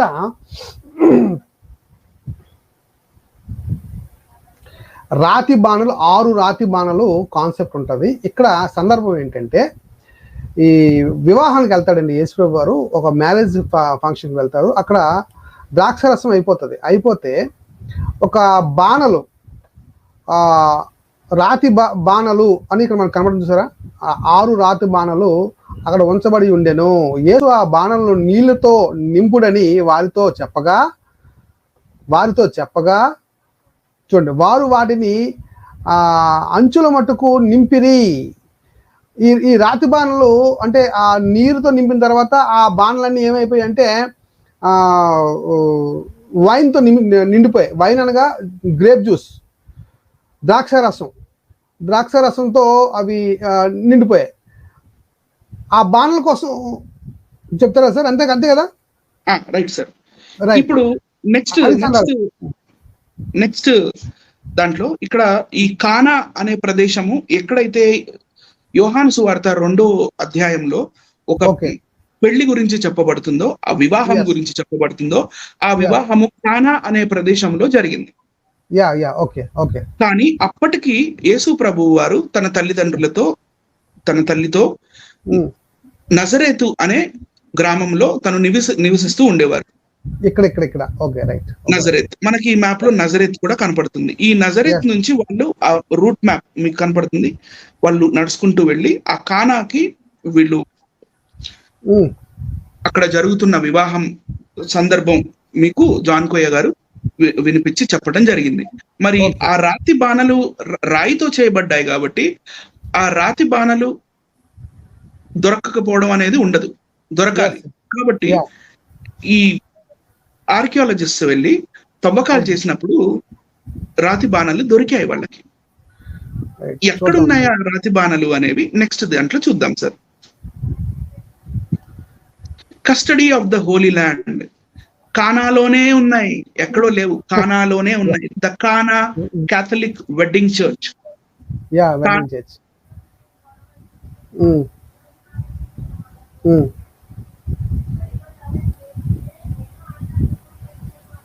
wedding church at Cana water jar. Right అండి, ఎక్సలెంట్ అండి, ఇది మాత్రం wonderful. Okay sir, am I audible? Yes wonderful అండి. ప్రేక్షకులారా ఒకసారి గమనించండి. యేసుప్రభు వారు నింపమని చెప్పాడే, నీళ్ళతో నింపండి ద్రాక్షరసంగా మార్చుతాను అన్నాడు కదా. ఆ సందర్భంలో నీళ్ళతో నింపిన ఆ రాతి బాణలు ఇక్కడ మనకి మ్యూజియం అనేది ఆ ప్లేస్ లోనే పెట్టేశారు. అలాగా అంటే ఆ ప్లేస్ లోనే మ్యూజియం గా చేస్తారా ప్లేస్ ని? హలో,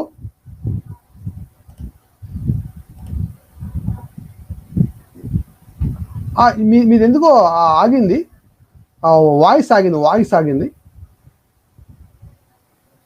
నో ఒకసారి మనకి వెళ్ళి మళ్ళీ వస్తారా మీరు? Leave and again come. Yeah again will take.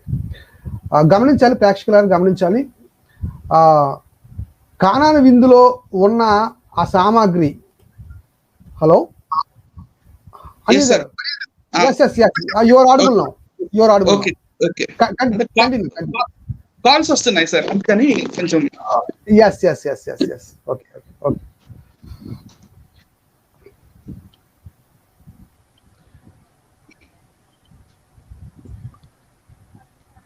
Okay continue చేయండి. రైట్. ఎక్కడైతే ఈ రాతి బాణాలు దొరికాయో, ఈ రాతి బాణాలని తీసుకొని అక్కడ ఒక క్యాథలిక్ చర్చ్ ఉంది. ఆ క్యాథలిక్ చర్చ్ లో ఒక మ్యూజియం లాగా ఒక సెక్షన్ చేసి దాన్ని మ్యూజియం చేస్తారు. ఆ ప్రాంతాన్ని మ్యూజియం గా చేసేసారు. Right sir.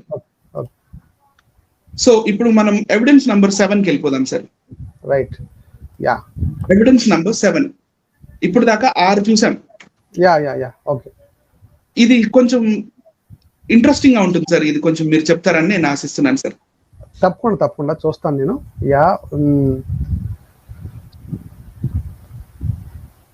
ఎస్ అండి, ఇది యేసుప్రభు వారి దగ్గరికి మత్తయి సువార్త 22వ అధ్యాయము 16 నుంచి 22 వరకు సందర్భం ఏంటంటే, మరి యేసుప్రభు వారి దగ్గరికి వచ్చి మరి బోధకుడు పన్ను కట్టడా అని అడుగుతారండి.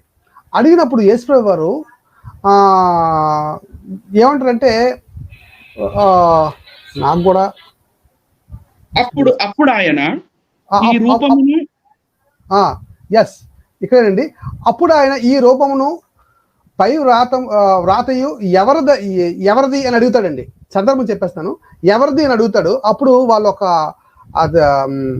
కాయిన్ ఇచ్చినప్పుడు, ఆ కాయిన్ మీద రూపం ఎవరిని అడిగినప్పుడు కైసరిది రూపం అని చెప్తారు వాళ్ళు. చెప్పినప్పుడు దేవుడు ఏమంటాడంటే, చూడండి, కైసరిది కైసరుకును, దేవునివి దేవునికి చెల్లించుడని వారితో చెప్పాను అని చాలా క్లియర్ గా ఈ రెఫరెన్స్ లో మనకు కనబడుతుంది. చూడండి, మత్తయి సువార్త 22వ అధ్యాయం 16 నుంచి 22 వరకు గమనించాలి. ఏమండి, మరి దానికి సంబంధించిన కాయిన్స్ అంతే కదా బ్రదర్? సరే, ఇప్పుడు మనకి మత్తయి సువార్త 22వ అధ్యాయం 16 వచనం నుంచి 22వ అధ్యాయం వరకు ఇందులో మన సందర్భం ఏంటో మనకి జాన్ కోయ గారు చెప్పారు. యేసు ప్రభు యెరూషలేంకి వెళ్ళినప్పుడు అక్కడ కొంతమంది హేరోదు రాజు ఏదాగైతే చెప్తాడో అలా హేరోదు రాజు మాటలు వినే ఆ హేరోదీయులు యేసు ప్రభువుని మనం టెస్ట్ చేద్దాము, శోధిద్దాము అని అయ్యా ఇప్పుడు మరి మన రాజు అయితే హేరోదు, మరి మన రాజు హేరోదు అయినప్పుడు మనము పన్ను హేరోదుకి కదా కట్టాలి, మనం పన్ను డైరెక్ట్ గా మనం సీజర్ కి కట్టాలా, కట్టడం అవసరమా అని. ఎందుకంటే జీసస్ ని తిక్క ప్రశ్నలేసి ఇరికిద్దామని ప్లాన్ వాళ్ళది. కానీ జీసస్ ఏమన్నారంటే, సరే అదేదో కాయిన్ ఉందో అది ఒక్కసారి నాకు చూపించండి అని అంటారు యేసుప్రభు. అవునండి. పన్ను రూక ఒకటి నాకు చూపుడని వారితో చెప్పగా వారు ఆయన యుద్ధకు ఒక దేనారమును తెచ్చిరి. It was denarius, right? అప్పుడు ఆయన ఏమన్నారంటే, ఈ రూపమును, అంటే ఇక్కడ మీకు లెఫ్ట్ సైడ్ కనపడుతుంది చూడండి, రూపం కనపడుతుందా? రెండు హెడ్ ఉంది, ఒక బుర్ర లాంటిది. Bust sir. ఈ రూపమును ఇటువైపు పట్టుకున్నారు జీసస్ క్రైస్ట్. దేవుడు మీ లెఫ్ట్ సైడ్ ఫోటోలో పట్టుకున్నారు, రైట్? పట్టుకొని ఈ రూపమును, అంటే ఈ తల భాగం ఎవరిదైతే ఉందో అది, ఈ రూపమును పై రాతయు ఎవరివి అన్నాడు. పైన రాత కూడా కనపడుతుందా? కనబడుతుంది, రూపము పై రాత. పై రాత మీద మనకేం కనపడుతుంది? టైబీరియస్ జూలియస్ అగస్టస్ అని కనపడుతుంది. మీరు ఈ వెనకాల మెడ దగ్గర భాగంలో చూస్తే మీకు అగస్టస్ కనపడుతుంది. ఆగస్టస్ వెనకాల సార్, వెనకాల ఆ ఫేస్ వెనకాల ఎస్ Augustus. AUGUSTUS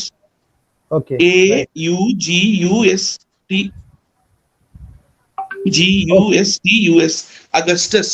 so Jesus Christ అడిగింది అదే. ఇప్పుడు ఆయన ఈ రూపమును పైరాతయు ఎవరివని వారిని అడగగా వారు కైసరునవి అని. He was the Caesar at that time. కాలంలో ఈయన సీజర్ అన్నమాట. అయితే పొంతు పిలాతు కొన్ని కాయిన్స్ ఈయన కోసం ట్రిబ్యూట్ కాయిన్స్ అంటారు దాన్ని. ట్రిబ్యూట్ కాయిన్స్ గా ఇప్పుడు మనకి కొన్నిసార్లు రూపాయి కాయిన్, 2 రూపాయల కాయిన్ మీద కొన్ని కొత్త బొమ్మలు కనపడుతుంటాయి కదా, అట్లా ఈ పొంతు పిలాతు చేపించాడు అనమాట. అందుకే మీకు ఇక్కడ రైట్ సైడ్ దాంట్లో పాంటిఫ్ అని కనపడుతుంది చూడండి, రైట్ సైడ్ పాంటిఫ్. కుదురుతున్నాయా ఇప్పుడు? ఎగ్జాక్ట్ కుదురుతున్నాయండి, రైట్. బైబిల్లో చెప్పింది చెప్పినట్టుగా ఆర్కియాలజిస్ట్ కి కాయిన్స్ దొరికాయి. అంటే యేసు, ఇవన్నీ కల్పితం కాదు, నిజమైనవి. కానీ యేసు ప్రభు మాత్రమే కల్పితం అనే మాట్లాడేవాడు ఎంతటి బుద్ధిహీనుడో మనం అర్థం చేసుకోవాలి. రైట్ అండి. Evidence number 8.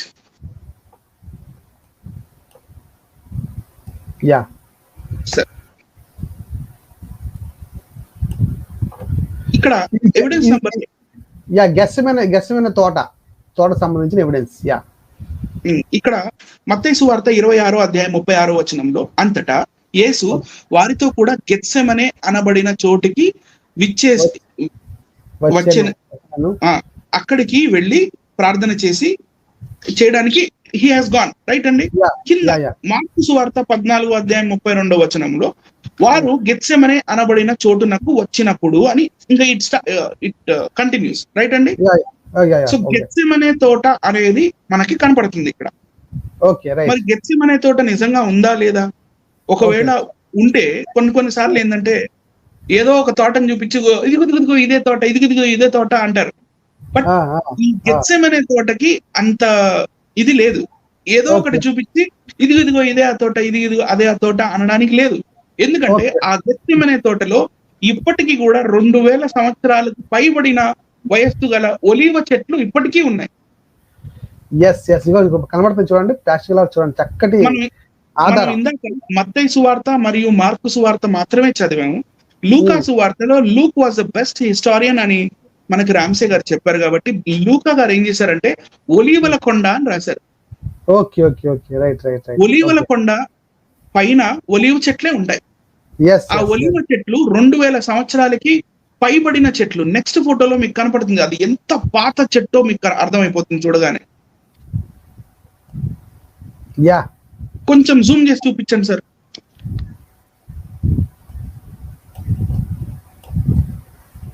ఈ ముద్రలు చూస్తే మీకు అర్థమవుతుంది. Yeah correct.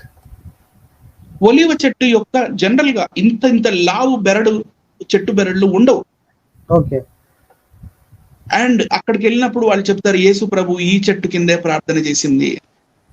అది ఇప్పటికీ యేసు ప్రభు యొక్క ఉనికిని తెలియజేస్తూ సజీవంగా ఉంది ఆ గెత్సెమనే తోటలోని ఆ ఒలివ చెట్టు. రైట్. ఓకే. ఇప్పుడు మీరు గెత్సెమనే మొత్తం తోట యొక్క ఇంకొక పిక్ చూడండి సార్. తోట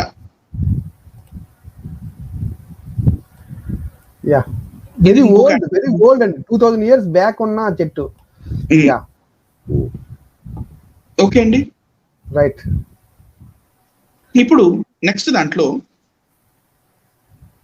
యేసు ప్రభు యొక్క సిలువ యాగం జరిగినప్పుడు కొన్ని సందర్భాలు మనకు జరిగాయి. ఇది ఊరికే మనకి అర్థం చేసుకోవడానికి ఈ ఫోటో పెట్టాను.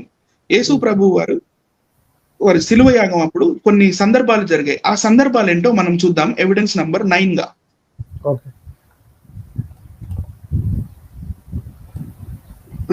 మత్తయి సువార్త. ఓకే.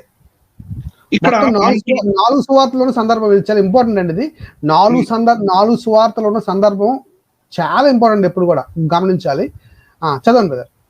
ఈ మత్తయి సువార్త 27వ అధ్యాయం 32, 33 వచనాల్లో, ఈ మార్కు సువార్త 15వ అధ్యాయం 22వ వచనంలో, లూకా సువార్త 23వ అధ్యాయం 33వ వచనంలో, యోహాను సువార్త 19వ అధ్యాయం 17వ వచనంలో మనకి ఒకే ఒక్క కామన్ వర్డ్ కనపడుతుంది, గొల్గొతా అనే పేరు. ఆ గొల్గొతా అనే దానికి కపాల స్థలము అనేది కూడా మనకి కామన్ గా కనపడుతుంది. రైట్. ఓకే. అది మత్తయి గారు కపాల స్థలం అని చెప్పారు, మార్కు గారు కపాల స్థలం అని చెప్పారు, మనకి లూకా గారు కపాల స్థలం అని చెప్పారు, మళ్ళీ యోహాను గారు కూడా కపాలం అనే స్థలం అని చెప్పారు. ఓకే. రైట్. కరెక్ట్. ఎందుకు అది కపాల స్థలం అయింది? అక్కడ కపాలము అంటే స్కల్, అంటే పుర్రె. అక్కడ అన్ని మనుషుల యొక్క పుర్రెలు ఉంటాయనా, లేకపోతే అక్కడ మనుషుల్ని చంపేసిన తర్వాత మనుషుల పుర్రెలన్నీ అక్కడ పడేస్తారనా దాని అర్థం? నో, అది కాదు. దాని అర్థం ఏంటి అనేది మనం నెక్స్ట్ పిక్ లో చూస్తే అర్థమైపోతుంది. సార్ మీరు చెప్పండి సార్. చూడండి, షేప్ చూడండి ఎలాగుందో. ఒక పుర్రె షేప్ లో కనబడుతుంది అది. ఆ కొండ, ఆ ప్లేస్ ఎలాగో చూడండి సార్. ఇగో మనిషి తాలూకు కళ్ళు, మనిషి తాలూకు ముక్కు, ఇక్కడ నోరు ఉన్నట్టుగా ఒక కపాలంలా ఉన్న ఒక షేప్ మనకి ఇక్కడ కనబడుతుంది ఫోటోలో. గమనించాలి, ప్రేక్షకులు అందరూ గమనించాలి. సో దీని మీద, ఈ కొండ మీద యేసు వరకు సిలువ వేశారు అనేది హిస్టరీ చెప్తున్న సత్యం. అది ఇప్పటి వరకు దాచి ఉంచారు. చూడండి ఎవిడెన్స్లు, ఇవన్నీ ఎవిడెన్స్ అనమాట. 2000 సంవత్సరాలు అయినప్పటికీ ఆ రూపం అలాగే దానికి ఉండడం అనేది అద్భుతమైన విషయం సార్. అవునవును, దాని రూపం చూడు. నేను కర్సర్ తో మూవ్ చేస్తున్నాను చూసారండి. ఇది ఎగ్జాక్ట్ గా ఉన్న కపాలంకి సంబంధించిన ఆ షేప్ కి సంబంధించిన ఆ ఫోటోగ్రాఫ్. రైట్. ఇంకొక యాంగిల్ లో చూద్దాం సార్ కొంచెం. ఈ యాంగిల్ ఇంకా క్లియర్ గా ఉందండి. ఈ యాంగిల్ ఇంకా క్లియర్ గా ఉంది. మనిషి షేప్ అని చూసారా? అక్కడ మనిషి షేప్ అంటే మనిషి కపాలంకి సంబంధించిన షేప్ కనబడుతుంది చూసారా? చాలా భద్రంగా ఉంచుంటారు, చాలా భద్రంగా ఉంచుంటారు. అక్కడ మామూలుగా వర్షం పడుతుంది కొన్ని సందర్భాల్లో గాలి వేస్తుంది, డిస్ట్రాయ్ కూడా అయిపోతాయి కొన్ని సందర్భాల్లో. కానీ డిస్ట్రాయ్ అవ్వకుండా చాలా నీట్ గా క్లియర్ గా ఇప్పుడు వరకు సజీవ సాక్ష్యాలుగా ఉన్నాయి అవి. అంటే దేవుడు ఏం చేయాలనుకుంటున్నాడంటే ఆయనే డైరెక్ట్ గా ప్రూవ్ చేయాలనుకుంటున్నాడు యేసుక్రీస్తు కోసం. మనం గమనించాలి. కనుక ఆ సజీవ సాక్ష్యాలుగా ఇప్పుడు వరకు నిలిచి ఉన్నాయి అన్ని కూడా మనకు చాలా తేటగా కనబడుతుంది. Right. Next evidence number 10. Evidence number 10 and this will be my last evidence. ఇది లాస్ట్ ఎవిడెన్స్, ఎందుకంటే ప్రస్తుతం 10 చాలు. ఓకేనండి. మిగతా మళ్ళీ ఇంకెప్పుడన్నా ఛాన్స్ వస్తే ఇంకా చూపిద్దాం సార్. కానీ ఇది ఈ ఎవిడెన్స్ నెంబర్ 10 అనేది రోమాలు నిక్కబొడిచేది, శరీరంలో గగ్గుర్లు పొడిచే ఎవిడెన్స్ ఇది. రైట్ అండి. ఇప్పుడు బైబిల్ రిఫరెన్స్ తో మనం ముందుకెళ్దాం సార్. రైట్, డైరెక్ట్గా చూపిద్దాం. ఇంపార్టెంట్ కనుక చాలా ఇంపార్టెంట్ అండి. ప్రేక్షకులు ఇది చాలా చాలా ఇంపార్టెంట్. ఎవిడెన్స్ నెంబర్ 10 సజీవ సాక్ష్యంగా ఇప్పుడు వరకు కనబడుతుంది. అందరూ దయచేసి ఇది చూసి మరి మీ నిర్ణయాలు తీసుకోండి. అంతకని నేను చెప్పలేను. రైట్. రిఫరెన్స్ మార్కు సువార్త 15వ అధ్యాయం 46 వచనం, యోహాను సువార్త 19వ అధ్యాయం 40వ వచనం, లూకా సువార్త 23వ అధ్యాయం 53వ వచనం, మత్తయి సువార్త 27వ అధ్యాయం 59వ వచనం. ఈ అన్ని వచనాల్లో యేసు ప్రభు శిలువ యాగం చేసిన తర్వాత, తన ప్రాణాలను విడిచిన తర్వాత, యేసు ప్రభు వారిని కిందకి దింపిన తర్వాత ఆయనని సమాధి చేసే ఆ సమయం అప్పుడు వాళ్ళు ఒక నారబట్ట ఆయనపై కప్పారు, లేకపోతే ఆయనని నారబట్టతో చుట్టారు అనేది కామన్ గా కనపడుతుంది. ఇక్కడ చూడండి, అతడు నారబట్ట కొని, మార్క్స్ వార్తలో నారబట్ట కొని అనే పదం ఉంది. నారబట్ట కొని ఆ బట్టతో చుట్టి అనే పదం మార్క్ గారు చెప్తున్నారు. యూహాన్ గారు కూడా అదే సేమ్ సందర్భాలు, సుగంధ ద్రవ్యాలు దానికి పూసి నారబట్టలు చుట్టిరి అనే పదం ఇక్కడ యూజ్ చేశారు. లోకా గారు అయితే ఇంకా చక్కగా సన్నపు నారబట్టతో చుట్టి అని రాశారు. మత్తయి సువార్తలో అయితే ఆయన శుభ్రమైన నారబట్టతో చుట్టి అనే పదం రాశారు. రైట్. ఈ 2000 సంవత్సరాల క్రితం యూదులు లేకపోతే ఇజ్రాయేలీలు నారబట్టతో శరీరాన్ని ఎలా చుడతారో ఒక నెక్స్ట్ దాంట్లో చూద్దాం సార్. ఈ పద్ధతిలో చుడతారు సార్. రైట్. ఓకే. రైట్. పొడవాటి బట్టను తీసుకొని కింద నుంచి పరిచి పైన నుంచి కప్పుతారు. ఓకే. ఓకే. రైట్ అండి. ఓకే. నెక్స్ట్, ఇది యేసు ప్రభు వారు పునరుత్థానం అయిన తర్వాత సీన్ ఇది. ఓకే. రైట్ సార్, చదువుతారా, చదవమంటారా? కాబట్టి పేతురు ఆ శిష్యులను బయలుదేరి సమాధి వద్దకు వచ్చిరి. అంటే పునరుద్ధానం అయిపోయిన తర్వాత సమాధి దగ్గరకు వచ్చారు. సమాధి దగ్గరకు వచ్చి పరిగెత్తి వెళ్ళి చూశారండి, వంగి చూశారు. అందులో సమాధిలోకి వెళ్ళి వంగి చూస్తే వంగి నారబట్టలు పడియుండుట చూచెను. చూడండి ఎంత క్లియర్గా ఉందో. వంగి నారబట్టలు పడియుండుట చూచెను గాని అతడు సమాధిలో ప్రవేశింపలేదు. ఇక్కడ నారబట్టల కోసం రాయబడిందండి. కింద చదివితే కనుక చూస్తే నారబట్టలు పడియుండుటయు ఆయన తల రూపములు నారబట్టల యొద్ద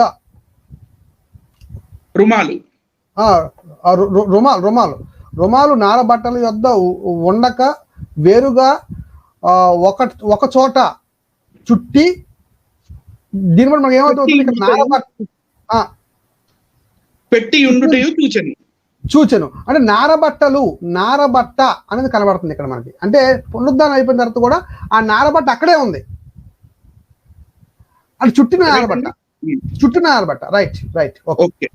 సో మగ్దలేన మరియ వెళ్ళి యోహాను గారికి మరియు పేతురు గారికి అక్కడ యేసు ప్రభు శరీరం లేదు, సమాధి ఖాళీగా ఉంది, సమాధి అని అన్నప్పుడు వీళ్ళు త్వరగా పరిగెత్తుకుంటూ వచ్చారు. ఈ యోహాను చిన్న వయస్కుడు కాబట్టి యోహాను వంగి చూస్తూ ఉండిపోయాడు బయట, కానీ లోపలికి వెళ్ళలేదు. లోపలికి వెళ్ళింది పేతురు గారు. Okay. Okay. Okay. Right. Right అండి. సో నెక్స్ట్ ఫోటో మీకు అదే కనపడుతుంది చూడండి. Okay. Okay. This is the scene. ఇదే కదా మనకి బైబిల్లో చెప్పబడింది. అవునండి, అవును. ఇప్పుడు next sir, where is that linen cloth? ఈ నారబట్ట ఏదైతే బైబిల్ గ్రంథంలో చెప్పబడిందో, యోహాను సువార్తలు, మిగతా సువార్తల్లో కూడా ఉంటది.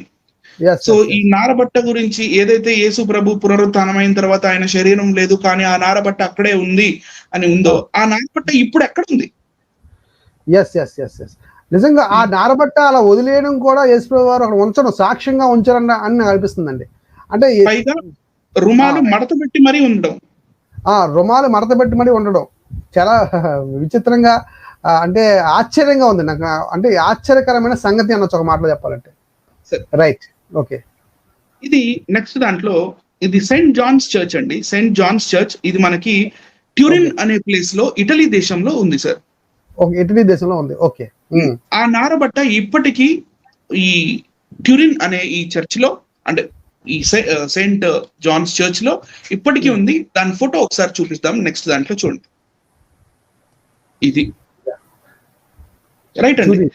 ఇది ఇన్ని వేల సంవత్సరాలు నుంచి, ఇన్ని వందల సంవత్సరాల నుంచి అది బట్ట ఈ పెద్ద నారబట్ట చుట్టి ఉండడం, లేకపోతే మడత పెట్టడం లాగా చేసి పెట్టెల్లో పెట్టి కొన్ని చర్చిల్లో అది ఎంతో మంది చేతులు మారింది, ఎన్నో ప్రదేశాలకు ఎందింది, ఎవరెవరో చూశారు, ఎంతో మంది ముట్టుకున్నారు, ఎంతో మంది దాన్ని ఒక ప్రదేశం నుంచి ఇంకో ప్రదేశానికి ట్రాన్స్పోర్టేషన్ చేశారు.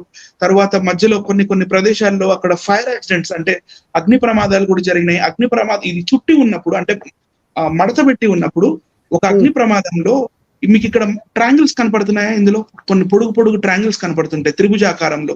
ఆ బట్ట అక్కడికి కాలిపోయింది. అది ఓకే ఓకే ఓకే 2000 సంవత్సరాలు ప్రయాణం చేసింది ఈ క్లాత్. అయితే ఈ ట్యూరింగ్ చర్చ్ వాళ్ళు ఏమనుకున్నారంటే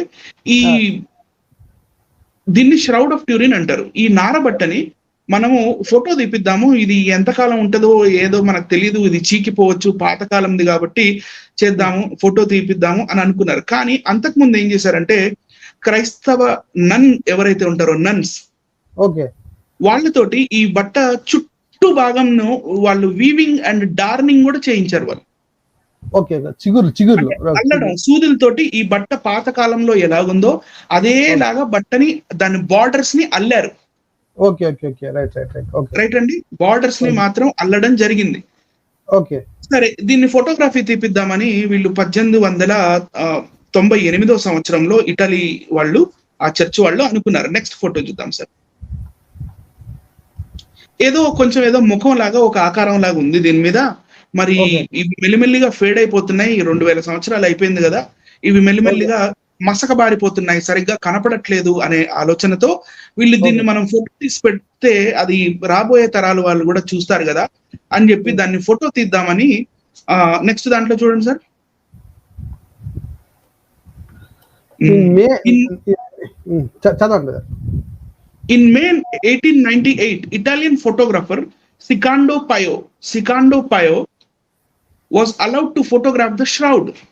అతనికి ఈ సెకాండో పాయో అనే పేరు గల ఆ ఫోటోగ్రాఫర్ కి పాతకాలంలో ఫోటోలు ఎలా తీసేవాళ్ళు తెలుసు కదా సార్. ఒక స్టాండ్ ఉంటది, ఒక డబ్బా లాంటి ఒక కెమెరా ఉంటది, మనల్ని నిలబడమంటాడు, నిలబడ్డాక ఏదో సెట్టింగ్ చేసుకుంటాడు, ముసుగు కప్పుకుంటాడు, ముసుగులో నుంచి స్మైల్ అంటాడు అన్నప్పుడు ఏదో స్విచ్ నిప్పుతాడు అనుకుంటాం కానీ ఆయన ఏం చేయడు, ముందు నుంచి ఒక మూత తీసి మళ్ళీ మూత పెట్టేస్తాడు. అంతే అంతే అంతే పాతకాలం ఫోటోగ్రఫీ. 1898 డేట్ ఫోటోగ్రాఫర్ ఇలాగే ఫోటో తీశాడు. He took the first photograph of the shroud on 28th May 1898. Date కూడా ఇస్తున్నాను సార్ నేను అందరికి. 28th May 1898 రోజు ఫోటో తీశాడు.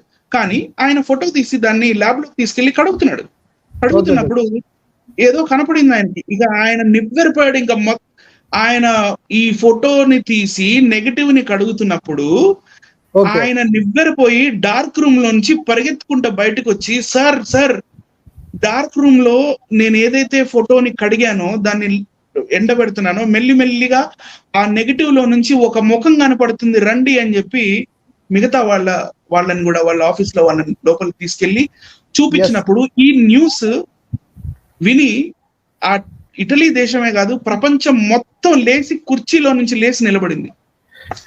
ఎస్ అండి, ఆమెన్, రైట్, వండర్ఫుల్ అండి, వండర్ఫుల్. యాక్చువల్గా గమనించండి ఎంత చక్కటి వివరణ. సజీవ సాక్ష్యాలు మన కళ్ళ ముందే కనబడుతున్నాయి చూడండి. యేసుక్రీస్తు మిత్ అనేవాడు ఎవరైనా ఉంటే మరి అంటే ఖచ్చితంగా చెప్పాలనుకుంటున్నాను బ్రదర్. యేసుక్రీస్తు మిత్ అనేవాడు ఎవరైనా ఉంటే నిరూపించుకోండి. ఇన్ని సజీవ సాక్ష్యాలు మాకున్నాయి. మేము ధైర్యంగా యేసుప్రభువుని అందుకే ప్రకటిస్తున్నాం. ఆయన మరణాన్ని ప్రకటిస్తున్నాం, ఆయన పునరుద్ధానాన్ని ప్రకటిస్తున్నాం. ఇప్పుడు వరకు ఆయన సజీవుడే. ఇప్పటి వరకు ఆయన ప్రూఫ్స్ మనకు ఇప్పటి వరకు ఉన్నాయి. ధైర్యంగా బలంగా మేము చెప్తున్నాం. అందుకే కొనసాగించండి బ్రదర్, కంటిన్యూ. నెక్స్ట్ దాంట్లోకి వెళ్తాం సార్. నెక్స్ట్ స్లైడ్ లోకి వెళ్తే ఇన్ 1931 మళ్ళీ after around 35 years maybe 33 years తర్వాత అనదర్ ఫోటోగ్రాఫర్ జోసెఫ్ ఎన్రీ అనే ఆయన photograph the shroud and obtained results similar to Pia's. ఆయన 1931లో కొంచెం సొఫిస్టికేటెడ్ కెమెరా, ఇంకొంచెం ఇంప్రూవ్డ్ కెమెరా, ఇంకొంచెం మంచి క్వాలిటీ గల కెమెరాతో మళ్ళీ ఫోటో తీసి చూస్తే ఈ ఇందాక మనకి ఎలాగైతే సికాండో పయోకి ఫోటో వచ్చిందో ఈయనకు కూడా అలాగే వచ్చింది చూడండి. Right right right okay. ఇందులో ఇంకా కొంచెం క్లారిటీగా కనపడుతుంది ఫేస్. రైట్ అండి. ఓకే. తర్వాత ఈ మొత్తం ష్రౌడ్ ని వీళ్ళు ఫోటోగ్రాఫ్ తీయడం జరిగింది. ఈ ష్రౌడ్ ఆఫ్ ట్యూరిన్, ఈ నార బట్ట ఏదైతే ఉందో, ఇప్పుడు మీరు జూమ్ చేసి ఒక్కొక్క డీటెయిల్ చూపిస్తారని నేను అనుకుంటున్నాను సార్. కొంచెం జూమ్ చేయండి సార్. తప్పకుండా చూపిద్దామండి. చూడండి నారబట్ట చుట్టిన తర్వాత ఒక చనిపోయిన ఫుల్ స్క్రీన్ చేసుకోండి సార్. ఫుల్ స్క్రీన్ చేసుకున్నాం. ఒకసారి లైట్ కనబడుతుందా బ్రదర్? ఇప్పుడు జూమ్ చేసుకోండి. ఇక్కడ నుంచి జూమ్ అవ్వదు. ఒకసారి ఇక్కడ నుంచి జూమ్ అవుతుంది. దగ్గర తీసుకొస్తాను. ఒక్క నిమిషం. Okay okay. We can see the every detail. అంటే మనకి ముళ్ళ కిరీటం పెట్టింది, తర్వాత యేసు ప్రభువుని కొరడాలతో కొట్టింది, ఆయన ఛాతి మీద లేకపోతే ఆయన చేతుల మీద ఆయన రక్తం ఎలాగైతే ప్రవహిస్తుందో. కొంచెం పైకే ఉంచండి సార్, ఇంకా అది అక్కడ కొన్ని పాయింట్స్ ఉన్నాయి. మనకి యేసు ప్రభు వారు ఆయనని బల్లెంతో గుచ్చినప్పుడు ఆయన గాయం, ఆ గాయంలో నుంచి వచ్చిన రక్తం, ఆ తర్వాత మళ్ళీ ఆయన్ని సిలువేసినప్పుడు చేతులకి కొట్టిన మేకులు, ఆ మేకులు అక్కడ గాయం, ఆయనకు అక్కడ ఆయన గాయం, తర్వాత ఆయన కాళ్ళ మీద మీరు కొరడా దెబ్బలతో కొట్టిన ఆ గాయాలు, మళ్ళీ కాళ్ళకి కూడా మేకులు కొట్టిన ఆ గాయాలు మనకి కనపడతాయి. అదే మళ్ళీ జీసస్ యొక్క ఆ ఫోటో ఈ వెనక భాగం, ఈ ష్రౌడ్ మీద, ఈ నార మీద ఏదైతే మనకి మార్క్స్ కనపడుతున్నాయో అది యేసు ప్రభు వారి జుట్టు, తర్వాత వెనకాల ఆయన వీపుని దున్నెను అని ఉంటుంది కదా సార్. ఆ రకంగా ఆయనని కొరడాలతో కొట్టడం, ఆ కొరడాలతో కొట్టిన ఆ దెబ్బలు కాళ్ళ మీద, ఇవన్నీ మనకి ష్రౌడ్ ఆఫ్ ట్యూరిన్ మీద క్లియర్ గా కనపడుతుంటాయి. ఒకవేళ ఫోటోని నెగటివ్ చేసి చూస్తే, రైట్, ఒరిజినల్ గా ఉంటే మనకు కనపడవు మళ్ళీ. అది దట్ ఈస్ ద సీక్రెట్. మనకి ఒరిజినల్ గా ఉంటే కనపడదు, నెగటివ్ లో చూస్తేనే కనపడుతుంది అది. నెక్స్ట్ ఫోటో పెట్టండి సార్.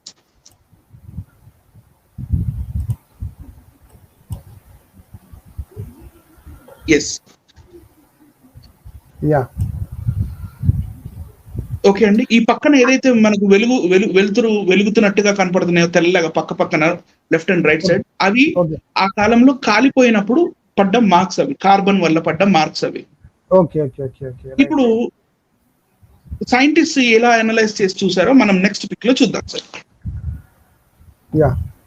వాళ్ళు ఏం చెప్తున్నారంటే, ఈ ష్రౌడ్ ఆఫ్ ట్యూరిన్ లోది ఈ మన నారబట్ట ఏదైతే మనకి బైబిల్లో చెప్పడం జరిగిందో, ఆ బట్ట మీద ఉన్న ఈ నెగటివ్ ఫోటోని దీన్ని అనలైజ్ చేసినప్పుడు first blood from crown of thorns, ముళ్ళ కిరీటం పెట్టినప్పుడు వచ్చిన బ్లడ్ మార్క్స్ కనపడుతున్నాయి. చూపించండి సార్.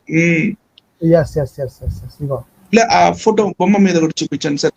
అది ఏదైతే నుదురు ఉందో భాగం, ఎస్, అక్కడ స్వోలెన్ బ్రూజ్డ్ చీక్, ఆయనని పిడిగుద్దులు గుద్దెను అని ఉంటాయి కదా సార్, ఆ భాగము అక్కడ ఆ చెంప వాచి ఉండడము. తర్వాత blood from arm wounds, inconsistent, అక్కడక్కడ చేతుల మీద కొట్టిన ఆ కొరడా దెబ్బలు.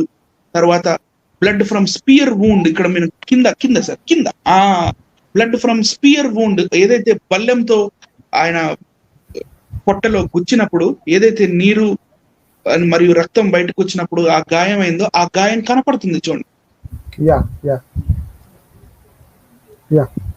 తర్వాత ఈ క్రూసిఫై చేసినప్పుడు తంబు అంటే బొటన వేలు సిలువ వేసినప్పుడు అక్కడ మేకులు కొట్టినప్పుడు బొటన వేలు ఎవరికైనా లోపలికి వంగిపోతుంది. సో ఆ చేతికి బొటన వేలు లోపలికి వంగిపోయి కనపడుతుంది మనకి. సో సిలువ వేయబడ్డ అతను అని మనకి ఇక్కడ క్లియర్ గా అర్థమైపోతుంది. రైట్ అండి. నెక్స్ట్, ఈ ఫోటోలో ఉన్న ఒక ఇంపార్టెన్స్ ఏంటంటే నేను నెక్స్ట్ క్లిప్ ఫోటోలో చూపించాలనుకుంటున్నాను సార్.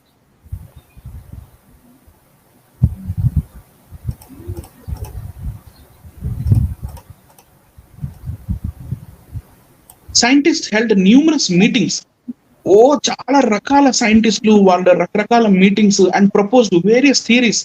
అసలు ఈ బట్ట మీద ఇంత క్లియర్ గా ప్రతి ఒక్క గాయము, లేకపోతే వెంట్రుక, తల ఉన్న వెంట్రుకలు, లేకపోతే తను ముళ్ళ కిరీటంతో ఏదైతే రక్తస్రావం జరిగిందో ఆ ముళ్ళ కిరీటం యొక్క మార్క్స్, మళ్ళీ యేసు ప్రభుని కుడివైపు ఏదైతే బల్లెంతో గుచ్చడం జరిగిందో ఆ జరిగిన ఆ గుచ్చిన తర్వాత అక్కడ అయిన గాయము, లేకపోతే కాళ్ళకి చేతులకి కొరడాతో కొట్టిన గాయాలు, లేకపోతే మేకులతో కొట్టిన గాయాలు, ఇంత క్లియర్ గా ఫోటో తీసినట్టుగా ఒక పేపర్ మీద ప్రింట్ తీసినట్టుగా ఆ బట్ట మీద పడడం అనేది అసంభవం. ఇది మానవాతీతమైన పని అని సైంటిస్టులకి ఇప్పటిదాకా అర్థం కాలేదు. కానీ మళ్ళీ ఫర్దర్ స్టడీస్ చేస్తున్నప్పుడు వాళ్ళకి ఏం తెలియదంటే, ఏదైతే ఈ నారబట్ట ష్రౌడ్ ఆఫ్ ట్యూరిన్ ఉందో దీని మీద ఫోటో ఏదైతే ఉందో సార్, ఇవన్నీ కాల్ చేసి ఏదైతే ఈ బ్యాక్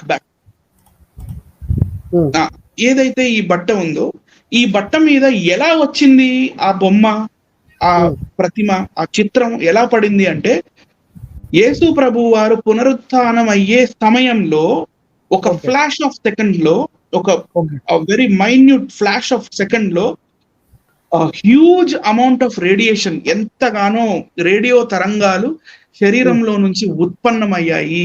ఉత్పన్నమైనప్పుడు శరీరంలోని వెనక భాగము, శరీరంలోని ముందు భాగము ఆ రేడియో తరంగాలు ఉత్పన్నం అవడం వల్ల ఆ బట్ట మీద యేసు ప్రభు వారి ముఖము, యేసు ప్రభు వారి శరీరము, యేసు ప్రభు వారి గాయాలు అన్ని క్లియర్ గా పడ్డాయి అని వాళ్ళు తేల్చి చెప్పారు.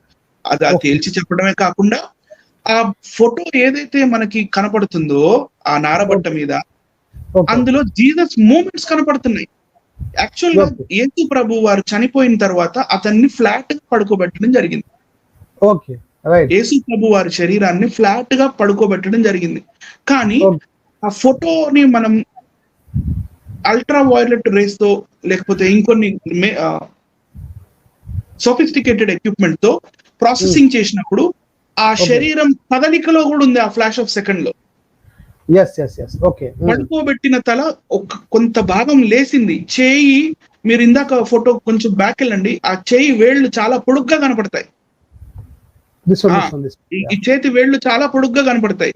అలా పొడుగ్గా కనపడడానికి గల కారణం ఏంటంటే ఆ చేయి ఒక ఫ్రాక్షన్ ఆఫ్ సెకండ్ కదిలింది. కదలడం వల్ల ఆ ఫోటో మనకి అలా అంత పొడుగ్గా వేళ్లు మనకి కనపడుతున్నాయి. సో ఇలా ఫ్లాట్ గా పడుకోబెట్టిన బాడీలో నుంచి ఫ్లాట్ గా రేస్ వచ్చినప్పుడు తల భాగం మాత్రం ఎక్కువగా రేడియేషన్ మనకి వచ్చినట్టుగా ఎందుకు కనపడుతుంది అంటే, తల భాగం నుంచి యేసు ప్రభు వారు కదిలినట్టుగా మనకి ఆధారాలు కనపడుతున్నాయి. సో నెక్స్ట్ దాంట్లో అండి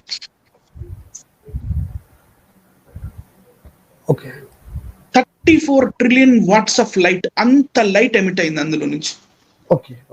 అంతటి వెలుతురు, అంతటి వెలుగు ఆ శరీరంలోంచి ఇరువైపుల నుంచి, ముందు భాగం నుంచి వెనుక భాగం నుంచి 34 trillion watts of light in a blink of an eye, flash లాగా చట్టని అలా వచ్చి వెళ్ళిపోయింది. 34 ట్రిలియన్ వాట్స్ ఆఫ్ లైట్. ఇది మానవాతీతమైన పనే కాదా సార్?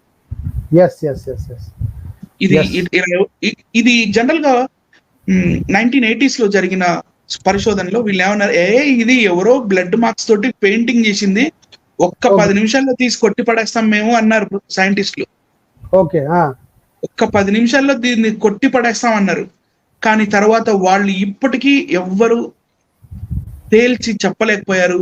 దీని మీద పరిశోధనలు ఇప్పటికీ జరుగుతున్నాయి. నెక్స్ట్ అండి. ఎక్సలెంట్ అండి. Okay, so this is the archaeology of Jesus. మనల్ని చూపించండి సార్. ఎక్సలెంట్ అండి.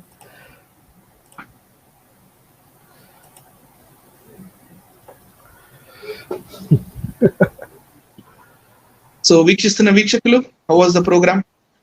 ఇవన్నీ ఇన్ని ఆర్కియాలజికల్ ప్రూఫ్స్ జీసస్ క్రైస్ట్ కి ఉన్నాయి. ఇవే కాదు, ఇంకా చాలా ఉన్నాయి. ఓకే, జస్ట్ ఒక 10 సెలెక్ట్ చేసుకోవడం అయిందంటే